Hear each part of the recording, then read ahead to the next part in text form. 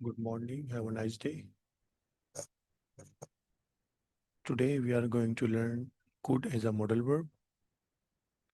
In the last class, we studied can as a modal verb to show general ability. But now we are learning could as a modal verb. Definition: we use could plus base form of verb to talk about the general ability of past. Could plus BFV.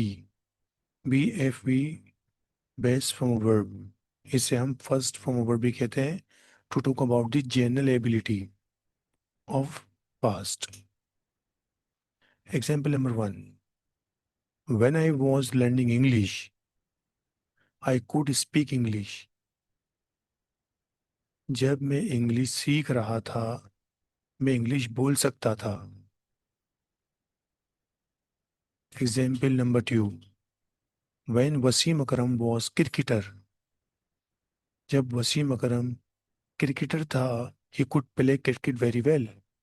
वो अच्छी cricket खेल सकता था. Example number 3: when we were young. जब हम young थे so we could run very fast. So हम तेज दौड़ सकते थे. Example number 4: Noorjahan could sing song at the age of 9. Noorjahan 19 साल की उम्र में गाना गा सकती थी. Example number 5: when I had a car. जब मेरे पास कार थी. But I could not drive the car. लेकिन मैं कार चला नहीं सकता था. I have a car it means मेरे पास कार है. I had a car it means मेरे पास कार थी. Second definition: we also use could plus base from a verb to talk about present और future time. When could plus base from a verb takes about present future time, it is used for weaker possibility. अब could को यहाँ पर हम present और future time के लिए इस्तेमाल कर रहे हैं.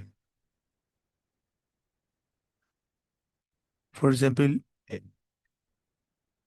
अगर मैं ये कहता हूँ आई कैन डू इट, मैं ये कर सकता हूँ, सो वो स्ट्रॉन्ग पॉसिबिलिटी है. कैन जब हम यूज करते हैं प्रेजेंट के लिए, फ्यूचर के लिए, वो स्ट्रॉन्ग पॉसिबिलिटी है. इसकी सेकंड डेफिनेशन में कुड यहाँ पर वीकर पॉसिबिलिटी के लिए इस्तेमाल हो रहा है. Example number 1: where are your keys. आपकी चाबी कहाँ है. They could be in the kitchen. वो किचन में हो सकती हैं. प्रेजेंट पॉसिबिलिटी वीकर है.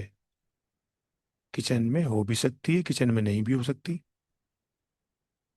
Example number 2: don't wake her up. उसको मत जगाओ, उसको मत उठाओ. She could be sleeping. वो सो रही होगी. प्रेजेंट पॉसिबिलिटी है. She could be sleeping. शायद नहीं सो रही हो.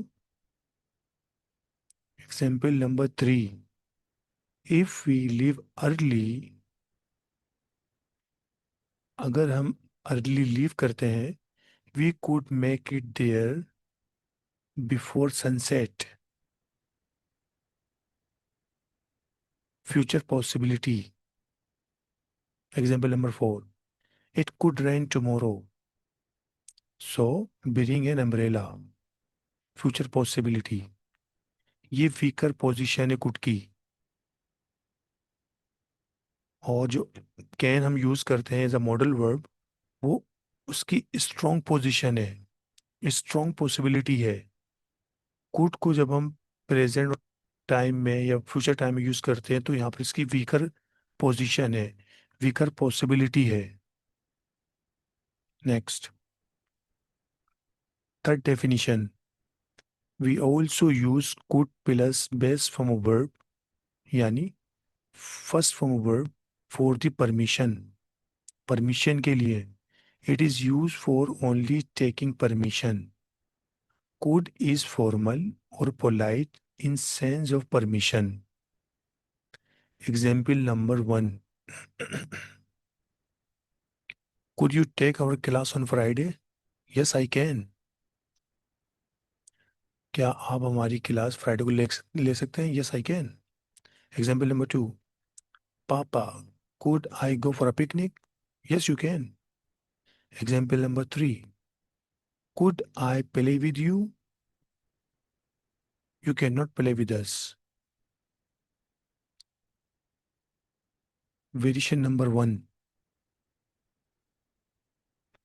We use could plus have plus third form of verb to talk about past time. It means that we had the ability or opportunity to do something in the past, but it did not happen or we did not try to do it. Example number one. Sir Nasir could have taken our class on Monday. Sir Nasir Monday को हमारी class ले सकते थे. Example number two. We could have given the answers.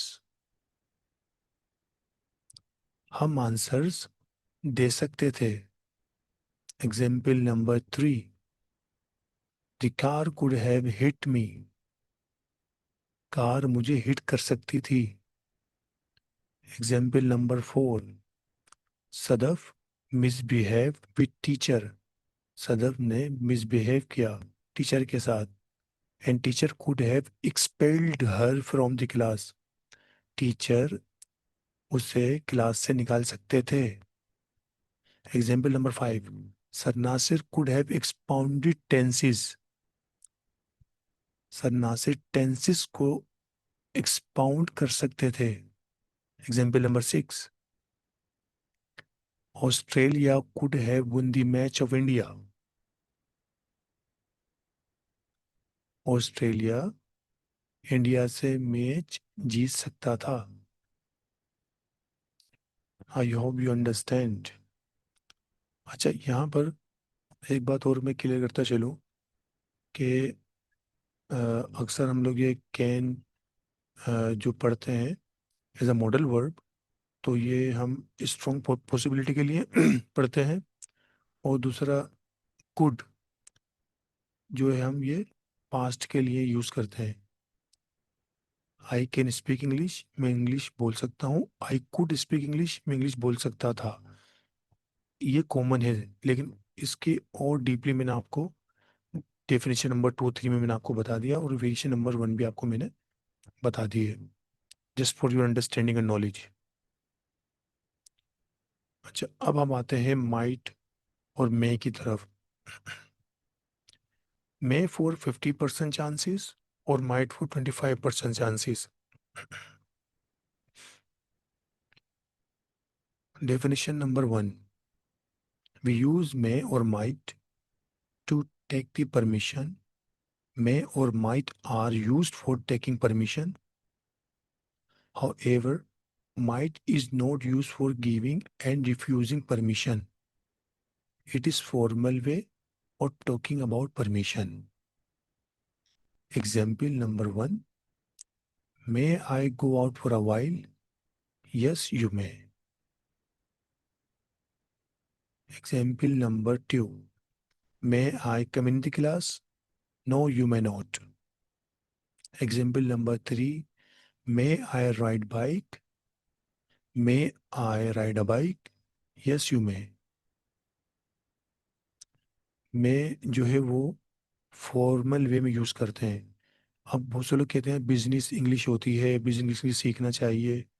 तो business English में जब आप office वगैरह में कहीं काम करते हैं, अपने बॉस के ऑफिस या रूम में जा रहे हैं आप, तो आप ये मे का यूज़ करेंगे ना. ये पोलाइट भी है, फॉर्मल वे में भी आता है ये मे कम इन सर. ठीक है ना. अब definition number two. We use may और might to talk about the possibility. for the chances for any action to happen in present or future time. It is just like could use for 15% chances. बहुत कम chances होते हैं. Example, Pakistan may win the match today. Pakistan शायद आज का match जीत जाए. Example number 2, sir Nasir might celebrate birthday today. Sir Nasir 15% 20% chances हैं कि वो आज अपने बर्थडे को सेलिब्रेट करेंगे. शायद करें. Example number 3, we may continue the class after Eid. शायद मैं ईद के बाद क्लास कंटिन्यू करूं. Example number 4, students may ask for Eidi to सन्नासिर. स्टूडेंट्स शायद स्टूडेंट्स सन्नासी से ईदी मांगे. You understand? Variation number 1, we use may and might with the state verb be and have to make the state sentences with these modal verbs. Example number 1, we may not be regular in the class. शायद हम regular ना हो class में. Example number 2, Alisha में है 5 lakhs. शायद अलीशा के पास 5 लाख है. एग्जाम्पल नंबर 3, स्टूडेंट्स में नॉट हैव vocabulary. शायद स्टूडेंट्स के पास vocabulary नहीं है. I hope you understand. अब यहाँ पर देखिए माइट और मे